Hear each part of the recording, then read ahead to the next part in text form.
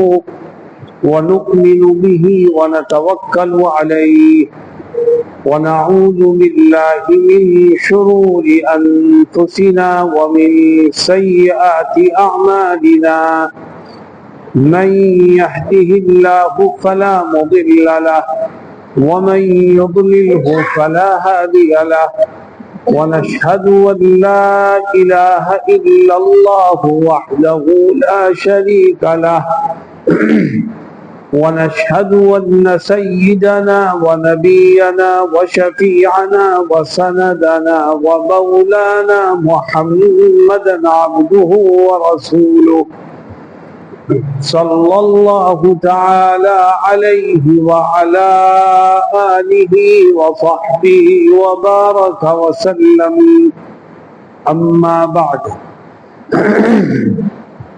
دوستو اور ساتھیوں، آج 18 پارہ مکمل ہو گیا ہے، 18واں پارہ پڑھا گیا ہے. اللہ تعالیٰ پڑھنے اور سننے کو قبول فرمائے.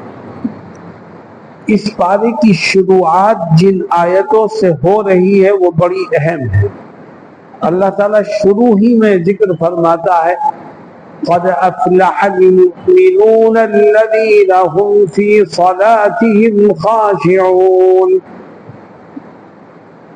فرماتا ہے کہ مسلمانوں میں اور ایمان والوں میں سے سب سے بہترین لوگ کون سے ہیں؟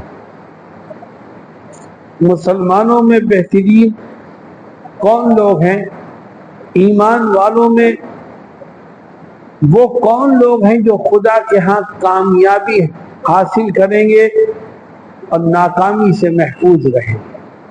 اللہ نے ہمیں ایمان دیا ہے، ہم مسلمان ہیں، ہمیں اس کی فکر ہونی چاہیے کہ بہترین مؤمنوں میں اللہ ہمارے نام کو شامل فرما دے. ایک مؤمن بہترین اور کامیاب ایمان والا کیسے بن سکتا ہے؟ فرماتے ہیں کہ جو اپنے اندر 5 خوبیاں پیدا کر لے وہ سب سے بہترین ایمان والا ہے. ہم میں سے ہر ایک کو اپنے اندر جھانک کے دیکھنا ہے کہ یہ 5 خوبیاں ہمارے اندر ہیں کہ نہیں. دیکھو، مؤمن ہونا تو خود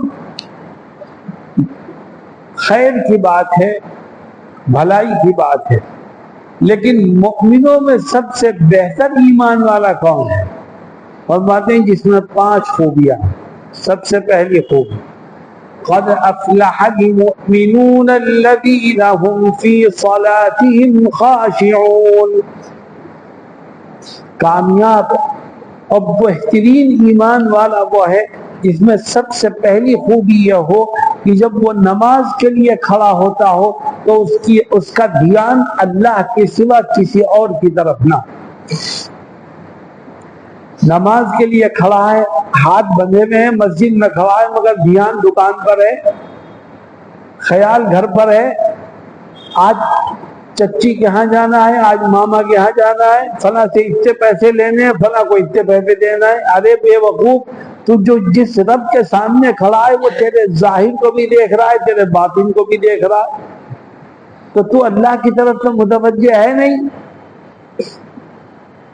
ٹھیک ہے، نماز تو ہو جائے گی تیری اور نماز پڑھنے والوں میں تو شامل بھی ہو جائے گا، لیکن کامیاب اور بہترین ایمان والوں میں بھی شامل نہیں ہوگا. قَدْ أَفْلَحَ الْمُؤْمِنُونَ الَّذِينَ هُمْ فِي صَلَاتِهِمْ خَاشِعُونَ. کامیاب اور بہترین ایمان والوں میں سے وہ شخص ہے جس کے اندر 5 خوبیاں ہوں. پہلی خوبی یہ ہے کہ جب وہ نماز کے لیے کھڑا ہو تو اس کا دھیان اللہ کے سوا کسی اور کی طرف نہ جاوے. اور دیکھو، نماز میں جگہ جگہ ہمیں توجہ دلائی جا رہی ہے کہ تم صرف اپنا دھیان خدا کی طرف رکھو. دیکھو، سب سے پہلا عمل جو نماز میں ہوتا ہے، ہم جب نماز کے لیے کھڑے ہوتے ہیں تو نیت باندھتے وقت ہم ہاتھ اٹھاتے ہیں کانوں تک اور کیا کہتے ہیں؟ اللہ اکبر. تو یہ ہاتھ اٹھانے کی ضرورت کیا ہے؟ اللہ اکبر تو ویسے بھی کہہ سکتے ہو. تو تو علماء نے اس کی وجہ ذکر کی ہے کہ آدمی زبان سے کہتا ہے اللہ اکبر، جس کے معنی ہے سب سے بڑا اللہ ہے، وہ ہاتھ سے اشارہ کرتا ہے، ہاتھ کو یوں اٹھاتا ہے کانوں تک لے جاتا ہے، اشارہ کرتا ہے کہ میں نے اب ساری دنیا کو پیچھے ڈال دیا، اب میری نظر میں سب سے بڑی ذات کسی کی ہے تو وہ اللہ کی ہے، اللہ اکبر۔ اب تو اشارہ کر رہا ہے ساری دنیا پیچھے ڈال دی، مگر دل میں پھر بھی دنیا ہے، تو یہ تو اللہ میاں کو دھوکہ دے رہا ہے۔ تو میرے دوستوں، پریکٹس کرو اس نماز کی جس میں دھیان صرف اللہ کی طرف ہے۔ اگر مشق اور پریکٹس کرو گے تو ایسی نماز پڑھنے والے بن جاؤ گے۔ آج سے شروع کرو اس کی مشق، 2 رکعت نفل پڑھو رات میں، کمرے میں یا مسجد کے کسی کونے میں اکیلے ہو، اور پورا دھیان اللہ کی طرف رکھو۔ صحابہ کرام نے اس کی مشق شروع کی اس آیت کو سن کے، اور نبی کریم علیہ السلام کے بیانات کو سن کے مشق شروع کی۔ تم کرو گے شروع تو تمہیں بھی ایک پریشانی ہوگی جو صحابہ کو ہوئی۔ صحابہ کرام آئے نبی کریم علیہ السلام کے پاس، کہنے لگے حضور ہم نے نماز میں پورا دھیان اللہ کی طرف رکھنے کی کوشش کی، لیکن نماز کے دوران کبھی کبھی ذہن بھٹک جاتا تھا، ادھر سے ادھر، ادھر سے ادھر چلا جاتا تھا۔ پریشان تھے صحابہ، تو نبی کریم علیہ السلام نے ان کو تسلی دی، اور دیکھو کیا فرمایا اگر نماز میں تم دھیان اللہ کی طرف رکھتے ہو اور پھر خود بخود بھٹک جاتا ہے تو فکر مت کرو، تم اللہ کے مقرب بندوں میں سے بن جاؤ گے۔ ہاں تم اپنے دھیان کو خود مت بھٹکاؤ، اگر وہ خود بھٹک جائے تو فکر مت کرو، مگر خود مت بھٹکاؤ۔ اب اگر خود ہی تمہارا دھیان اپنے ارادے سے ادھر سے ادھر ہو رہا ہے تو پھر اللہ کی طرف رجوع کرنے والے کیسے بن جاؤ؟ تو میرے دوستو، ہمیں اپنا دھیان خدا کی طرف رکھ کے نماز پڑھنے کی مشق کرنی ہے۔ دھیان خود بھٹک جاتا ہے، آپ پھر لے آتے ہو اسے لائن پر، پھر بھٹک جاتا ہے، پھر لے آتے ہو لائن پر، تو اس سے پریشان مت ہو، انشاءاللہ تم کامیاب اور اللہ کے نزدیک بہترین بندوں میں شامل ہو جاؤ۔ قد افلح المؤمنون الذين هم في صلاتهم خاشعون۔ میں اس موقع پر ایک واقعہ اپنے ایک بزرگ کا سنایا کرتا ہوں تاکہ ہمیں معلوم ہو کہ ہم نماز کو کس طرح سے پڑھنے والے بنے، کہ نماز ہمارے لیے کامیابی کا زینہ ہو، نماز ہمارے لیے مشکلات سے بچاؤ کا ذریعہ ہو، نماز ہمارے لیے اللہ سے قرب کا زینہ بنے۔ کیسے؟ جب ہم نماز میں پوری توجہ اللہ کی طرف رکھیں۔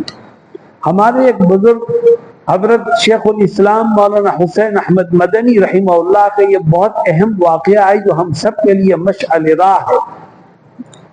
حضرت سفر میں تھے، ٹرین سے سفر ہو رہا تھا، ٹرین میرٹھ کے اسٹیشن پر رکی، تو وہاں اس کا 10 منٹ کا اسٹے تھا۔ تو حضرت نے ساتھیوں سے فرمایا کہ بھئی چلو جماعت سے نیچے پلیٹ فارم پر نماز پڑھتے ہیں۔ ظہر یا عصر کی نماز تھی تو 2 رکعت پڑھنی تھی، 10 منٹ گاڑی رکے گی، آرام سے 2 رکعت ہو جاتی۔ مصلے بچھائے گئے، حضرت امامت کے لیے آگے کھڑے ہو گئے، پیچھے 10-15 لوگ نماز میں آپ کے ساتھ شریک ہو گئے، وہ بھی مسافر تھے، حضرت بھی مسافر تھے۔ 2 رکعت پڑھانی تھی، ابھی حضرت نے 1 ہی رکعت پڑھائی تھی کہ انجن نے سیٹی دی اور گاڑی اپنی جگہ سے ہلی کچھ، تو وہ جو پیچھے جو مقتدی تھے ان میں سے بہت سے نے نیت توڑی اور بھاگ کے ڈبے میں بیٹھ گئے، مگر حضرت اپنی نماز میں مصروف رہے، اور کچھ ساتھی بھی حضرت کے ساتھ کھڑے رہے۔ بہت اطمینان سے حضرت نے اپنی 2ری رکعت پوری کی، سلام پھیرا، دعا مانگی، اپنا مصلی اٹھایا اور جا کے اپنی سیٹ پہ بیٹھ گئے۔ جو لوگ بھاگ کھڑے ہوئے تھے وہ بہت شرمندہ ہوئے، تو وہ ساتھی آئے حضرت کے پاس، کہنے لگے حضرت ہم نے نماز آپ کے ساتھ شروع کی تھی، مگر جب گاڑی نے سیٹی دی تو ہم سے رکا نہیں گیا، ہم تو بھاگ کھڑے ہوئے، کیونکہ گاڑی چھوٹ جاتی تو سامان بھی جاتا اور مقام تک اپنے گھر تک پہنچنا مشکل ہو جاتا۔ یہ سب چیزیں ہمارے ذہن میں آئی، ہم نے تو نماز توڑی اور بھاگ لیے، مگر حضرت آپ تو نماز میں مصروف رہے، آپ نے پوری نماز پڑھی، ہمیں بڑی شرمندگی ہے۔ حضرت نے کہا نہیں پریشان ہونے کی ضرورت نہیں، جواب دیکھو حضرت کا۔ حضرت کہتے ہیں پریشان ہونے کی ضرورت نہیں، اگر گاڑی کی سیٹی کی آواز میں بھی سن لیتا تو میرا بھی وہی حال ہوتا جو تمہارا حال ہوا ہے۔ کیا مطلب کہ اللہ کے بندے نے جب اللہ اکبر کہہ کے نیت باندھی تو اسے نہیں پتا کہ دائیں اور بائیں آگے اور پیچھے کیا ہو رہا ہے۔ ایک مومن کی نماز کا یہی حال ہے۔ قد افلح المؤمنون الذين هم في صلاتهم خاشعون۔ میرے دوستو، اگر کامیاب مومن بننا چاہتے ہو تو اپنے اندر 5 خوبیاں پیدا کرو۔ پہلی خوبی ہے کہ نماز پڑھو تو پورے دھیان سے صرف توجہ اللہ کی طرف کرنی چاہیے۔ کوشش کریں گے انشاءاللہ، اور آج اس کی مشق آج سے شروع کر دو۔ دوسرا کام والذین هم عن اللغو معرضون۔ نوجوانوں سنو اللہ میاں کیا کہتا اگر کامیاب مومن بننا چاہتے ہو تو پوری زندگی بیکار کاموں سے اپنے آپ کو بچاؤ۔ موبائل کا بیکار یوز ہو رہا ہے کہ نہیں ہو رہا ہے؟ آدمی 5 منٹ کو بیٹھتا ہے تو فوراً موبائل اس کے ہاتھ میں، کبھی کوئی گیم کھیل رہا ہے، کبھی کوئی ناٹک دیکھ رہا ہے۔ یہ گیم اور ناٹک اور الٹی سیدھی چیزیں دیکھ رہے ہیں، یہ بیکاری کا کام ہے کہ نہیں ہے؟ آج سے طے کرو کہ موبائل کا مس یوز نہیں کریں گے انشاءاللہ۔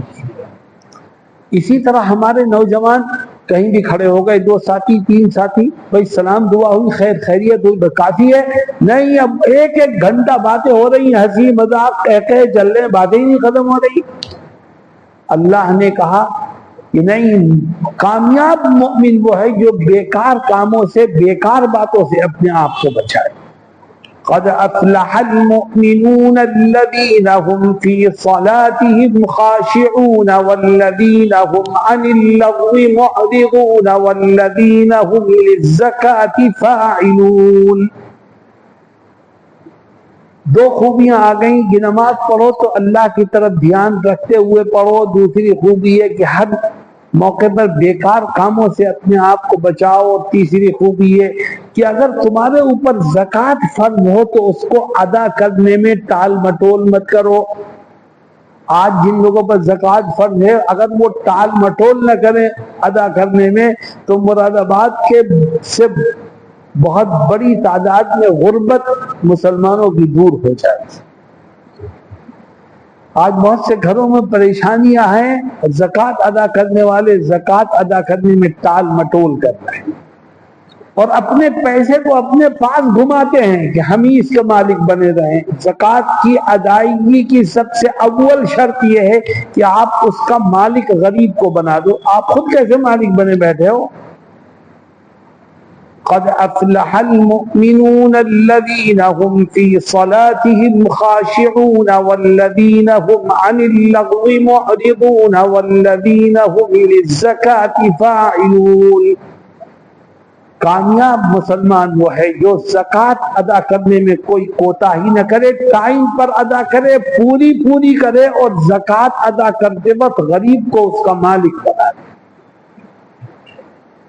چوتھی خوبی والذین هم لفروجهم حافظون۔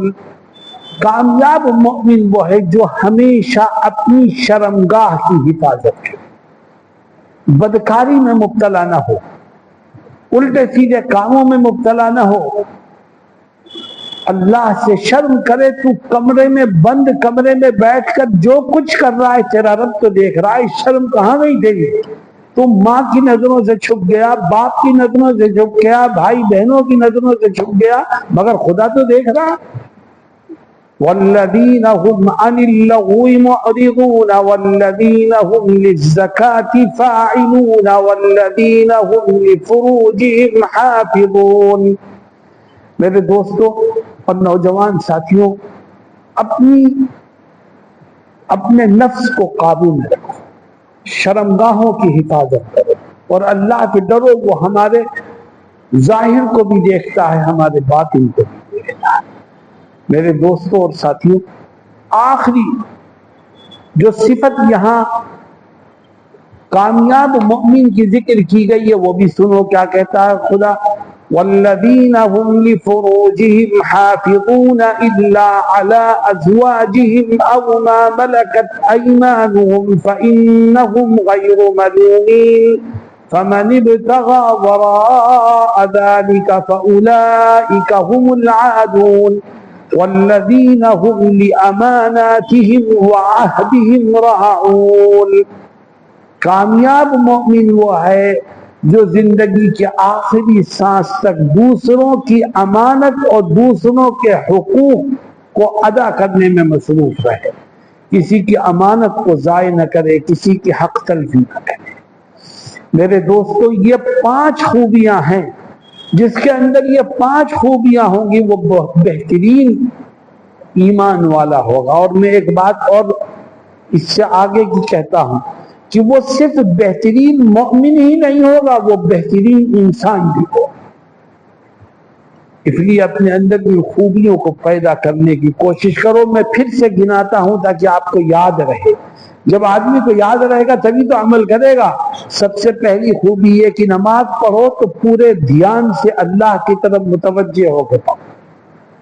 دوسری خوبی یہ کہ ہمیشہ بیکار اور لا یعنی کاموں سے اپنے آپ کو بچاؤ. تیسری خوبی یہ کہ اگر خدا نے تمہیں پیسہ دیا ہے تو وقت پر پوری زکوٰۃ ادا کرو، اس میں کوئی کمزوری مت دکھاؤ. چوتھی خوبی یہ کہ ہمیشہ بدکاری سے اپنے آپ کو بچاؤ، اپنی شرمگاہوں کی حفاظت کرو. پانچویں خوبی یہ کہ کسی کی امانت یا کسی کا حق تمہاری طرف نکلے تو ایک ایک پائی کا حساب کر کے اس کو ادا کر دو. ایسا شخص کامیاب مومن ہے.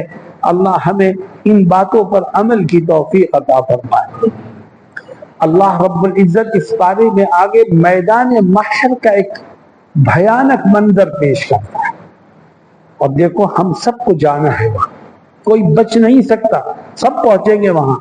لیکن ایک پردہ ہے، موت کے بعد ہمیں دکھائی دے گا کیا ہونے والا ہے. اللہ کیا کہتا ہے؟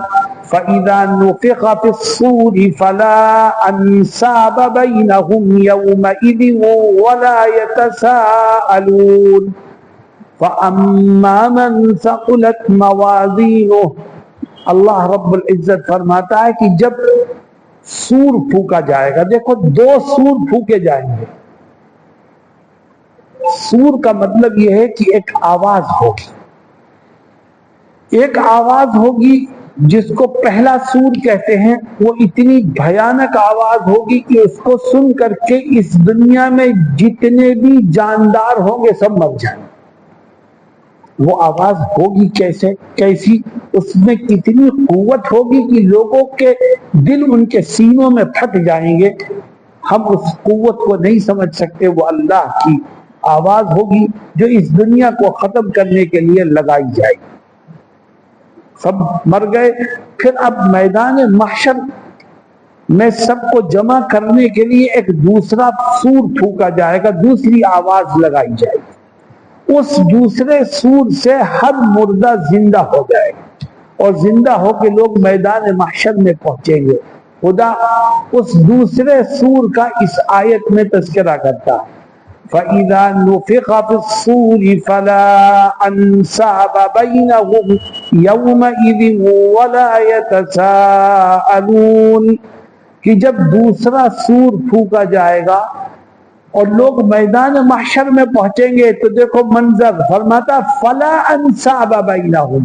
تو اب میدان محشر میں پہنچنے والوں کے درمیان کوئی رشتہ داری باقی نہیں رہے گی. نہ باپ بیٹے کو پہچانے گا، نہ بیٹا باپ کو پہچانے گا، نہ اولاد ماں کو دیکھے گی، نہ ماں اولاد کو دیکھے گی. ہر ایک کو فکر ہوگی تو صرف اپنی فکر ہوگی. فَلَا أَنْسَابَ بَيْنَهُمْ يَوْمَئِذٍ. فرماتے ہیں اس دن اب کوئی رشتہ داری اور قرابت داری کا خیال نہیں رکھے گا. وَلَا يَتَسَاءَلُونَ.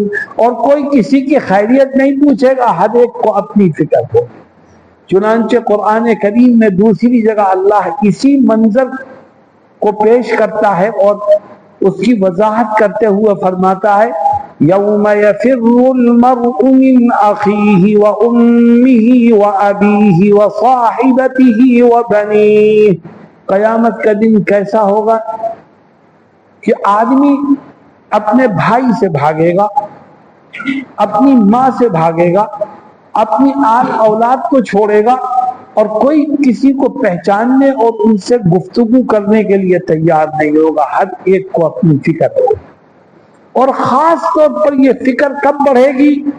اس بارے میں اللہ کہتا ہے اس وقت جب انسان کے اعمال کا وزن ہونے لگے. میں پیچھے بھی اس کی تفصیل بتا چکا ہوں کہ اس وقت ہر ایک کی خواہش ہوگی میری نیکی کا وزن بڑھ جائے. آج جس کی نیکی کا وزن بڑھے گا کامیابی کے راستے اسی کے لیے کھلے. میرے دوستو، یہ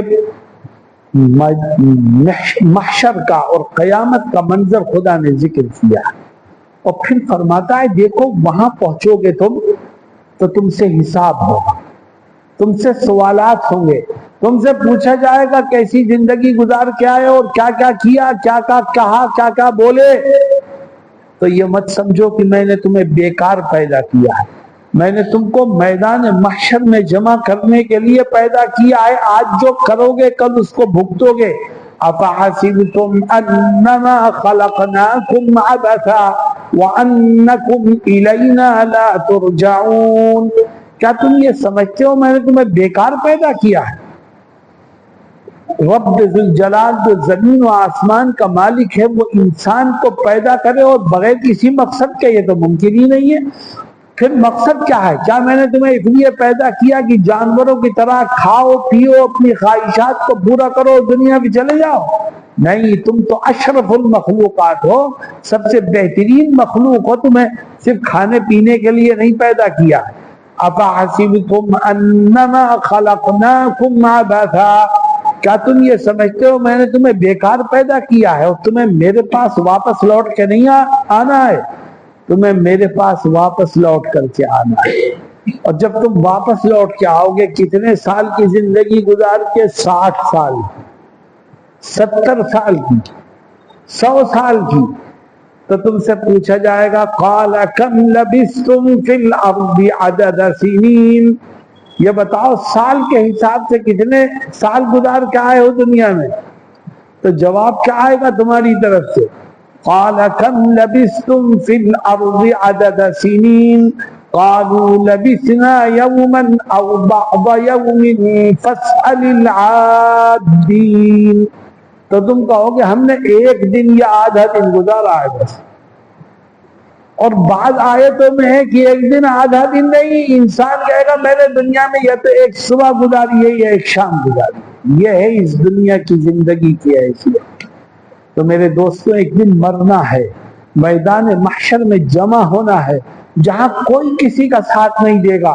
اس دن کے لیے تیاری اگر کرنا چاہتے ہو، کامیاب بننا چاہتے ہو تو آج ہی سے مصروف ہو جاؤ اپنے رب کو راضی کر. اور صبح ہو کہ شام ہو، دن ہو کہ رات ہو، کوئی لمحہ بیکار کاموں میں مصروف ہو کر کے ضائع مت کرو. اللہ ہم سب کو آخرت کی فکر نصیب فرمائے. میرے دوستوں اور ساتھیوں، آگے جو سورت آ رہی ہے اس میں ایک اہم واقعہ ذکر کیا ہے خدا نے، اور اس واقعے کو بیان کر کے ایک تعلیم دی ہے. تعلیم دی ہے ایک مخصوص صحابی کو، لیکن در حقیقت وہ سبق ہے پوری امت کے لیے. واقعہ ہوا کیا؟ واقعہ یہ ہوا کہ نبی کریم علیہ السلام کے زمانے میں جو منافقین تھے انہوں نے ایک موقع پر حضرت عائشہ صدیقہ رضی اللہ عنہا جو ہماری ماں ہیں، ہماری ماں پر کوئی الٹا سیدھا الزام لگائے ہم برداشت کر سکتے ہیں؟ وہ تو ساری امت کی ماں ہے، وہ ہماری ماؤں کی بھی ماں ہے اور ہمارے آبا و اجداد کی بھی ماں ہے. بتاؤ مسلمان برداشت کر سکتا ہے؟ منافقین نے نبی کریم علیہ السلام کی زوجہ مطہرہ پر، حضرت ابوبکر صدیق کی بیٹی پر، اس امت کی ماں پر الزام لگایا نعوذ باللہ بدکاری کا. اور ہوا کیا؟ ایک غزوے سے، ایک جنگ سے نبی کریم علیہ السلام واپس لوٹ رہے تھے. حضرت عائشہ صدیقہ رضی اللہ عنہا بھی آپ کے ساتھ تھی. آپ کا اونٹ الگ تھا، ام المؤمنین کا اونٹ الگ تھا. وہ اپنے اونٹ پر بیٹھی تھی، آپ اپنے اونٹ پر تھے. ایک جگہ پڑاؤ ہوا ام المؤمنین اپنے اونٹ سے, اونٹ میں کے کمر پر پردے ڈال کر ایک کمرہ بنایا گیا تھا ام المؤمنین کے لیے. تو آپ کا اونٹ بٹھا دیا گیا. آپ کسی کام سے گئی, استنجے کے لیے گئی جنگل کی طرف, اور وہاں آپ کے گلے سے ہار گر گیا. آپ اس کو تلاش کرنے لگی, اس میں دیر لگی. ادھر نبی کریم علیہ السلام نے لشکر کو حکم دیا کہ چلو آگے چلے. تو جو لوگ آپ کا اونٹ ہانک رہے تھے وہ سمجھے کہ آپ آگے بیٹھ گئی, حالانکہ آپ نہیں بیٹھی تھی, انہیں پتہ ہی نہیں چلا. اب وہ پورا لشکر لے کر کے لوگ آگے بڑھ گئے. آپ جب آئیں تو دیکھا کوئی بھی نہیں ہے, نہ اونٹ ہے, نہ لشکر ہے, نہ نبی کریم علیہ السلام ہے, نہ کوئی ہے, سب جا چکے تھے آگے. تو ام المؤمنین وہیں بیٹھ گئی. پہلے زمانے میں لشکر کے پیچھے ایک آدمی ہوتا تھا جس کا کام یہ ہوتا تھا کہ لشکر کے جانے کے بعد اس جگہ پہنچے جہاں لشکر رکا تھا, تاکہ کسی کا کوئی سامان چھوٹ گیا ہو تو وہ اٹھا کر کے لے کے چل گیا. ام المؤمنین اپنی جگہ پر بیٹھی تھی. شام ہوئی, رات ہوئی. اتنے میں لشکر کے پیچھے جو صحابی چل رہے تھے ان کا نام تھا حضرت صفوان. وہ آ گئے جہاں لشکر رکا تھا, وہاں آئے, دیکھا کوئی ہے, قریب گئے تو پہچان گئے. تو کہا انا للہ, تو بہت برا ہوا. ان کے پاس اونٹ تھا, انہوں نے اپنا اونٹ ام المؤمنین کے قریب لا کے بٹھا دیا اور خود دور ہٹ گئے. ام المؤمنین آ کے اس اونٹ پر بیٹھ گئی. حضرت صفوان نیچے نکیل پکڑ کے چلنے لگے, ام المؤمنین اوپر بیٹھی ہیں. اس طرح سے آہستہ آہستہ چلتے چلتے چلتے چلتے قافلے میں جا کے مل گئے. قافلے میں ایک منافق تھا عبداللہ ابن ابی. اس نے دیکھا اوہو یہ بعد میں آ رہی ہیں, بس اس نے آپ پر الزامات لگانے شروع کیے اور یوں کہنے لگا کہ ہو سکتا ہے ان کا ناجائز تعلق ہو نعوذ باللہ صفوان سے رضی اللہ عنہ. یہ اس کے پاس جانے کے لیے رک گئی. انا للہ و انا الیہ راجعون. الزام لگ رہا ہے, کس پر لگ رہا ہے؟ اللہ کے نبی کی بیوی پر لگ رہا ہے. نبی کریم علیہ السلام خاموش, ام المؤمنین پریشان اور روتے روتے برا حال. حضرت ابوبکر بھی خاموش ہیں, آقا بھی خاموش ہیں. مسلمانوں کا ایک طبقہ تھا جو منافقین کے بہکائے میں آ گئے. کچھ لوگ مسلمانوں سے وہ بھی الٹی سیدھی بکواس کرنے لگے. ام المؤمنین کہتی ہیں کہ میں اللہ سے دعا کیا کرتی تھی کہ اے اللہ, اپنی برات کے سلسلے میں کچھ نہیں کہوں, اگر میں بری اور پاک ہوں تو میری برات کا اظہار تو فرما. اللہ سے دعا کرتی رہی. کچھ ہی دن گزرے تھے کہ یہ آیت نازل ہوئی, اور جب یہ آیت نازل ہوئی تو نبی کریم صلی اللہ علیہ وسلم کا خوشی کا اظہار یقیناً آپ کے لیے اور مسلمانوں کے لیے وہ دن کتنا خوشی کا دن ہوگا, جس میں اللہ نے اعلان فرمایا کہ جو کچھ عائشہ صدیقہ رضی اللہ عنہا کے بارے میں منافقین کہتے ہیں وہ بہتان ہے, الزام ہے, حقیقت سے اس کا کوئی تعلق نہیں. اللہ نے اپنی نبی کی چہیتی بیوی کی پاک بازی کو بیان کر دیا. اور دیکھو عجیب و غریب بات یہ ہے کہ ام المؤمنین عائشہ صدیقہ رضی اللہ عنہا کی پاک بازی کو اللہ نے قرآن میں بیان کر دیا. کیا مطلب؟ جب تک زمین و آسمان رہیں گے, جب تک چاند سورج رہے گا, جب تک اللہ کی کتاب اس روئے زمین پر رہے گی, ان کی پاک بازی کو لوگ برابر پڑھتے رہیں گے, بیان کرتے رہیں گے, اور امت کے لوگ اپنی زبان سے ان کی طہارت کا اظہار کرتے رہیں گے. کتنی مرتبہ کریں گے؟ کروڑوں اربوں خربوں مرتبہ کریں گے. اس سے بڑی فضیلت ام المؤمنین کی اور کیا ہو سکتی. مسئلہ کیا ہے؟ یہ واقعہ پیش آیا تو میں نے جیسا کہا کہ بعض لوگ جو مسلمان تھے اور سچے مسلمان تھے وہ بھی منافقین کے بہکاوے میں آنے لگے اور الٹی سیدھی بات کرنے لگے. قرآن میں اللہ نے ان پر ناراضگی کا اظہار کیا.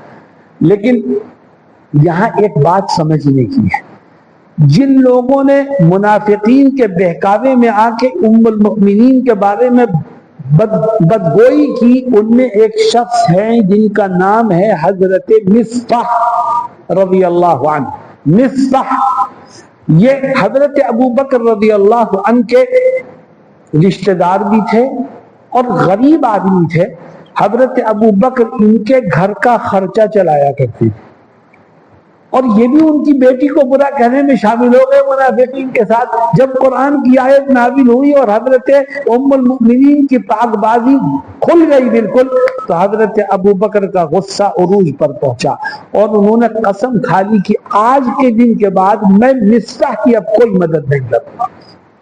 یہ بات تو ایک فطری ہے، بھئی یہ میری بیٹی پر الزام لگانے والوں کے ساتھ کھڑا تھا تو اب میں اس کی کیوں مدد کروں؟ میں نے ابھی تک اس کی بہت مدد کی تھی، اب میں اپنے ہاتھ بند کرتا ہوں، میں اس کا کوئی تعاون نہیں کرتا۔ لیکن یہ کون کہہ رہے ہیں؟ ابو بکر۔ ابو بکر کون ہے؟ جو اس امت کے نبی کے بعد سب سے عظیم الشان انسان ہے۔ اللہ کہتا ہے ابو بکر تمہاری یہ شان نہیں ہے کہ تم یہ قسم کھا لو کہ میں اس کی مدد نہیں کروں گا، نہیں، یہ تمہیں زیب نہیں دیتا، تم تو بہت بڑے انسان ہو، نبی کے بعد اس امت میں سب سے اعلیٰ مقام ہے تو تمہارا ہے، تم کیوں اس طرح کی بات کرتے ہو؟ غصے کو قابو میں رکھو۔ ابو بکر، مصطح نے گڑبڑ کی مگر تمہاری شان یہ ہے کہ تم اعلان کرو کہ میں اس کو معاف کرتا ہوں۔ اور پھر خدا نے جھنجھوڑا حضرت ابو بکر کو، کیا کہا؟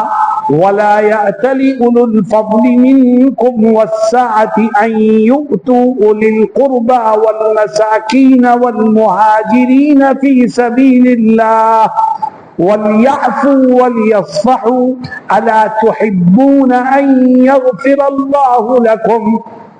اللہ کہتا ہے کہ یہ مناسب نہیں ہے کہ جن کے پاس دولت ہے، پیسہ ہے، وہ یہ قسم کھائیں کہ میں اللہ کے راستے میں فلاں کو نہیں دوں گا، یہ مناسب نہیں ہے۔ تمہیں کیا کرنا چاہیے؟ وَلْيَعْفُوا وَلْيَصْفَحُوا، تم معاف کر دو، درگزر کر۔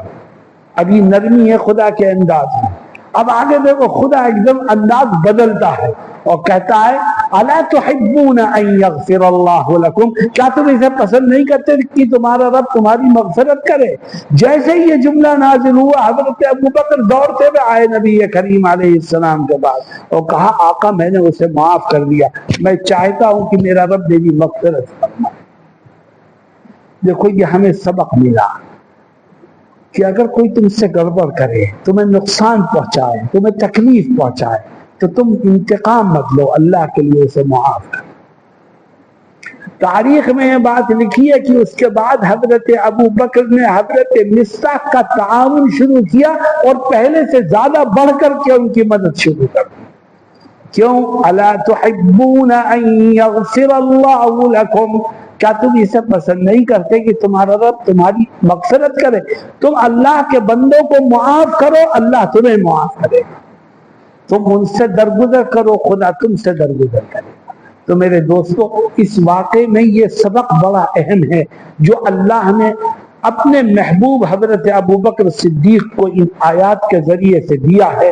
در حقیقت یہ صرف ابو بکر کے لیے نہیں ہے، یہ امت کے ہر فرد کے لیے یہ سبق ہے۔ میرے دوستو اور ساتھیوں، آگے اس آیت، اس پارے میں اللہ رب العزت کچھ لوگوں کی تعریف کرتا ہے، کچھ لوگوں کی تعریف کرتا ہے۔ جوانوں، کاروبار میں لگے ہوئے لوگوں، سنو، اللہ کہتا ہے کچھ لوگ بہت اچھے ہیں۔ کہ اللہ وہ کون لوگ ہیں؟ جو مسجدوں میں بیٹھے ہیں وہ کہ نہیں، جو جماعت میں گئے ہیں وہ کہ نہیں، جو مدرسوں میں بیٹھے ہیں وہ کہ نہیں، یہ تو سب اچھے ہیں ہی، لیکن یہاں تعریف ان کی نہیں ہو رہی۔ پھر تعریف کس کی ہو رہی ہے؟